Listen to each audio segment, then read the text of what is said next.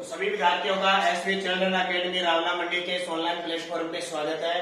और कक्षा 10 विषय सामाजिक विज्ञान, और सामाजिक विज्ञान का मतलब 90% प्लस नंबर लेके आने हमें सामाजिक। इसी मुहिम के साथ हम लगातार टारगेट नहीं बोलना आपको कि हमें सामाजिक में 90 प्लस नंबर लेके आनी है तो आनी है, क्योंकि टोटल अगर 10 में आपको टारगेट 95 प्लस बनाना है, 95% बनाना है, तो इसमें 90 लाना ही पड़ेगा।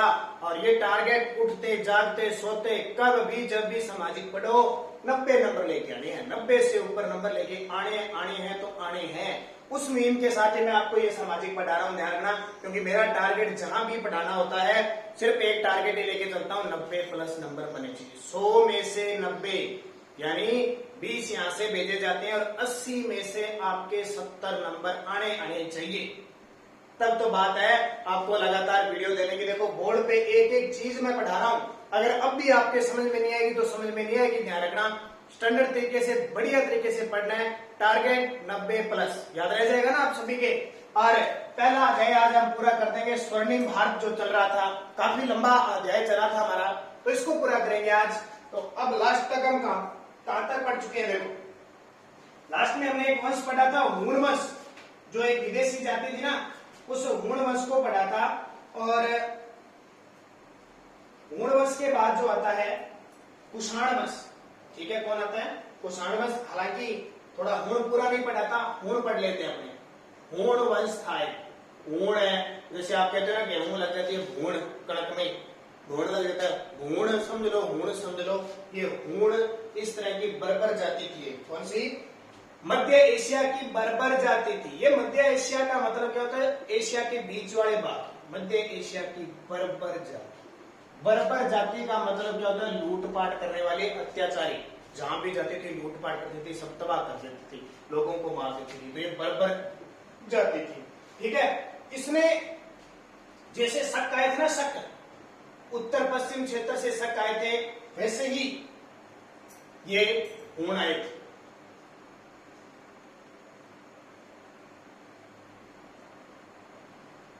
ठीक है, इन्होंने बहुत सारे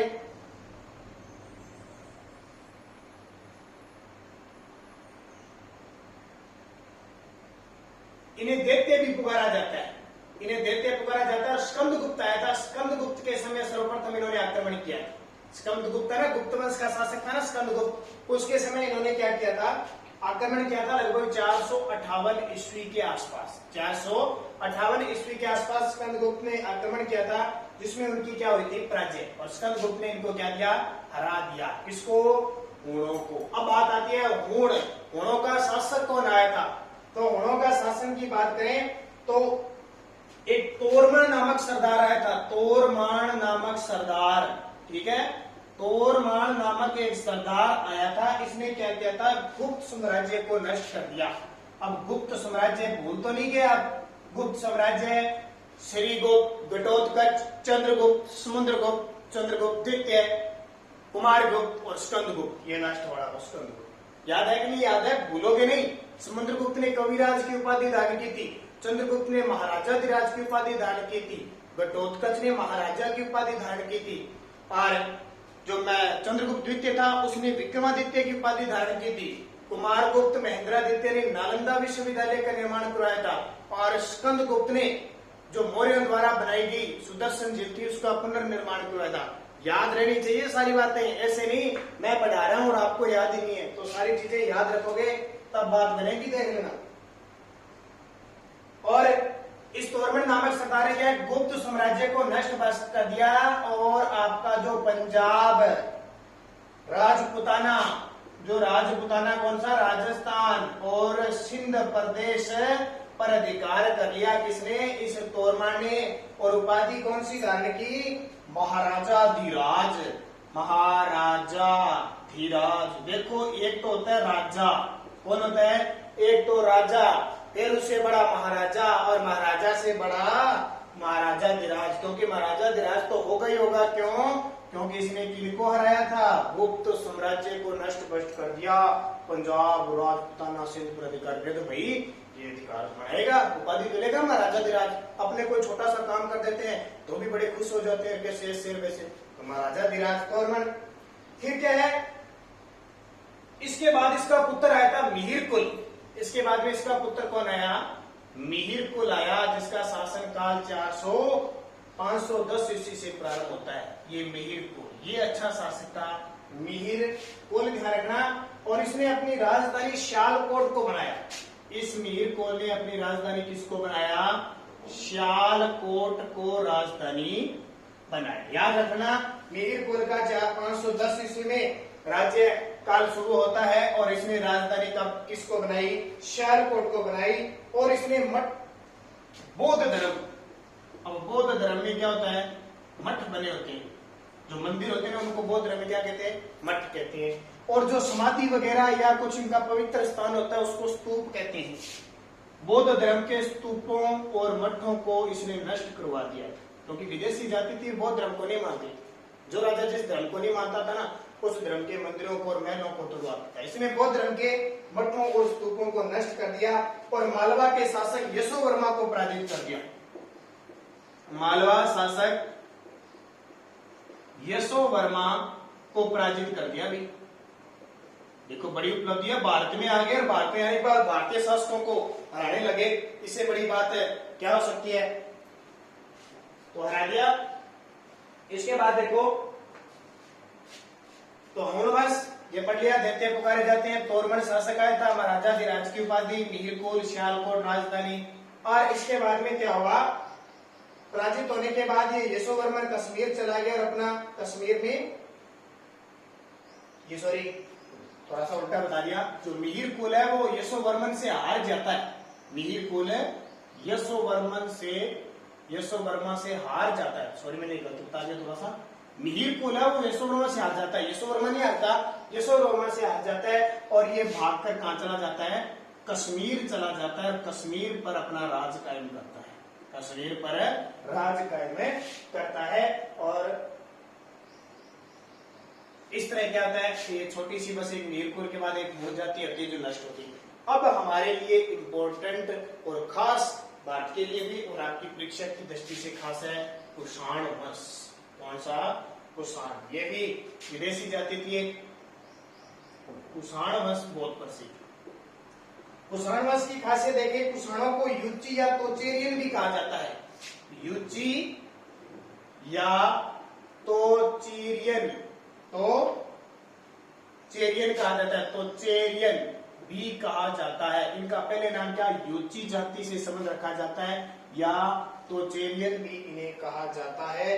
युची कबीलिया 5 भागों में बंटा हुआ था। ये जो युची है वो 5 भागों में कबीले बंटे हुए थे। इनका समूह था, 5 शाखाएं निकली इनकी, 1 2 3 4 5। एक शाखा हमारे भारत में आ गई।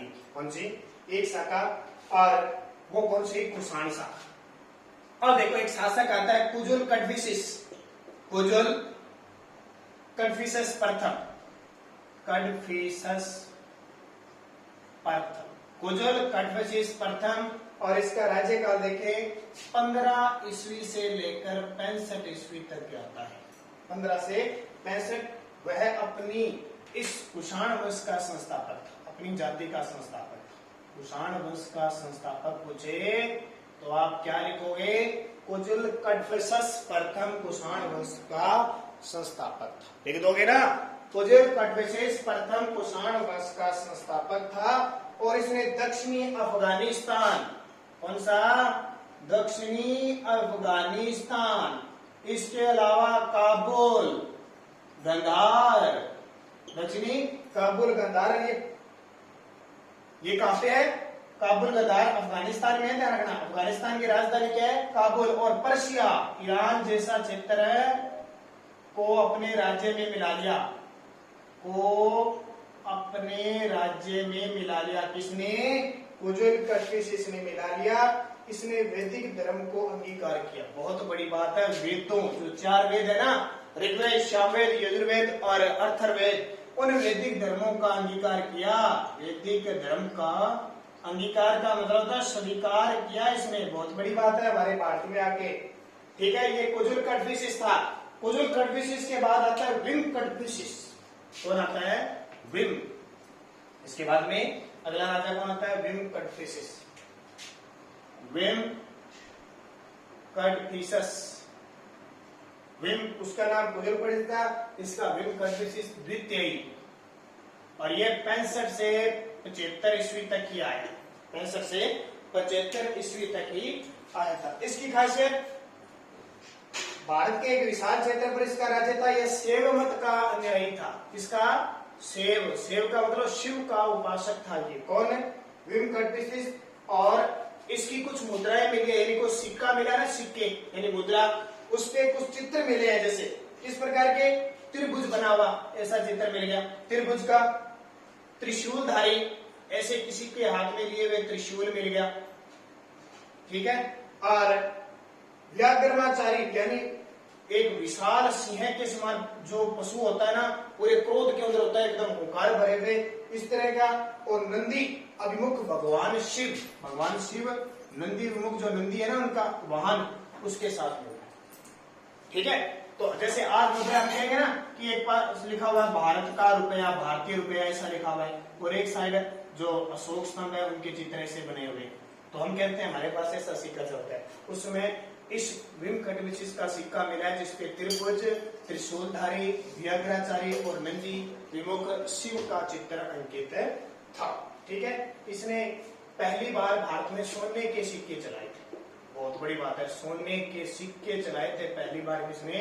विम कटविसिस द्वितीय। अब इंपॉर्टेंट बात आती है, जो शासक है उसका नाम है कनिष्क। जो फोटो दे रखी है ना अपनी किताब में, कनिष्क, ये पढ़ने वाली चीज है, हमेशा के लिए आपके काम आएगी। मेन कुषाण राजाओं में सबसे महान, सबसे प्रसिद्ध शासक कौन था? कनिष्क। कौन सा? कनिष्क शासक था, सबसे महान, सबसे ताकतवर, और इसके समय में चौथी बौद्ध संगति हुई, चौथी बौद्ध संगति यानी बौद्ध धर्म का सम्मेलन हुआ था इसके काल में, चौथा। और कुंडलवन में हुआ। कुंडलवन कहाँ पे है? जम्मू कश्मीर में। कहाँ पे हुआ? जम्मू कश्मीर। ध्यान रखना, कनिष्क के समय चौथी। अशोक पढ़ा था ना, मौर्य सम्राट अशोक, याद आ रहा है क्या आपको? सम्राट मौर्य के काल में तीसरी बौद्ध संगति हुई थी पाटलिपुत्र में, और अब कनिष्क के काल में चौथी बौद्ध संगति हुई थी कुंडलवन कश्मीर में। इसका मतलब वो बौद्ध धर्म का पालन करता था। कौन है? कनिष्क। और बौद्ध धर्म की दो शाखा थी, हीनयान और महायान। कौन सी? हीनयान और महायान। और ये किसका था? महायान। जैसे सम्राट अशोक महायान बौद्ध धर्म की शाखा का प्रवर्तक था, वैसे ही ये भी किसका था? महायान का। ये बात आपको ध्यान रखनी है। इसने राजधानी, इसने जो प्रथम राजधानी बनाई वो पुरुषपुर को बनाई। प्रथम राजधानी किसको बनाई? पुरुषपुर, जिसको कहते हैं पेशावर, पाकिस्तान के अंदर है ये पेशावर, यानी वर्तमान में पेशावर, पुरुषपुर। और दूसरी इसने जो राजधानी बनाई वो मथुरा को बनाई।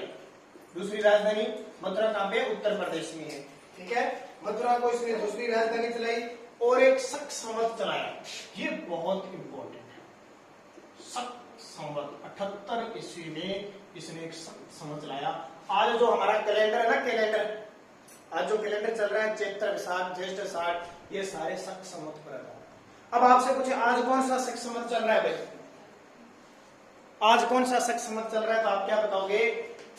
जब भी ईस्वी में है, अब सन चल रहा है 2020, हमेशा क्या करना होता है? शक संवत में जो हमारा सन चल रहा है उसमें से घटाने होते हैं 78, वो शक संवत होता है। तो 2020 में 78 घटा दो आप, 1942 शक संवत चल रहा है। आपसे पूछे वर्तमान में कौन सा शक संवत चल रहा है? 1942 शक संवत चल रहा है। और सन कौन सा चल रहा है? 2020।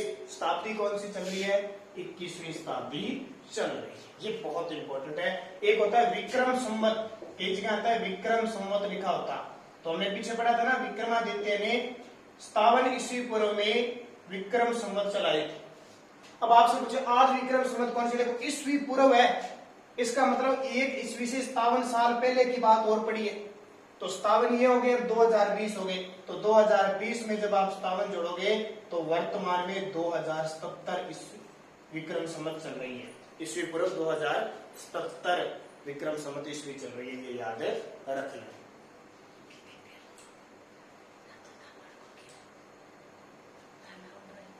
ठीक है। तो विक्रम संवत कौन सी चल रही है 2070, शक संवत चल रही है 1942 और सन चल रहा है 2020 और सदी कौन सी चल रही है 21वीं सदी चल रही है। ठीक है, तो किसने शक संवत चलाया था, कनिष्क ने ये शक संवत चलाया था। उसके बाद देखिए आगे की कहानी मैं बता देता हूं, इसने क्या किया था, कनिष्क ने कश्मीर को जीता, कश्मीर को जीतकर कश्मीर में कनिष्कपुर शहर बसाया था, कश्मीर को जीतकर कनिष्कपुर शहर बसाया था और इसने कासगढ़, यारकंद, कोतान को भी विजय प्राप्त की थी।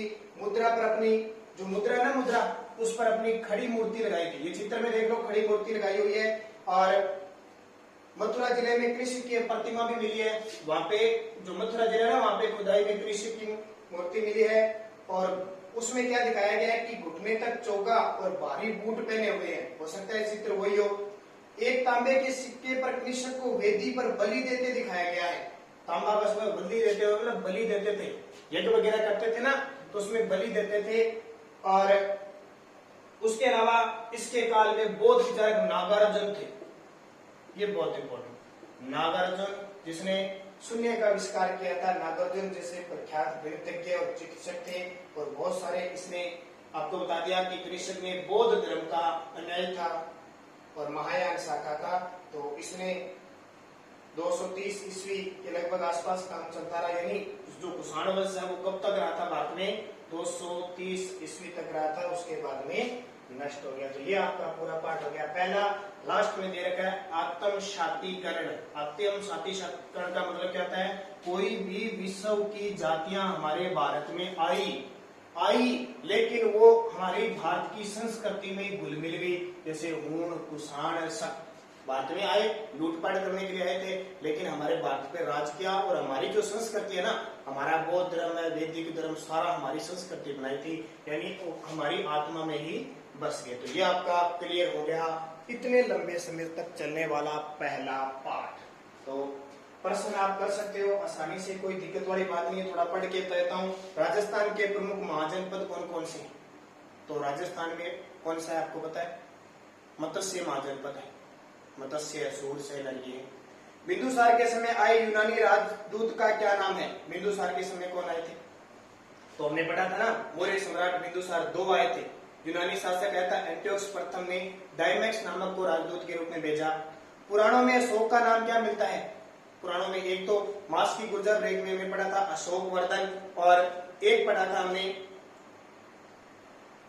देवनाम पियदर्शी, और पुराणों में जैसे अशोक का नाम अशोक मिलता है। अंतिम मौर्य सम्राट कौन था? बृहद्रथ था।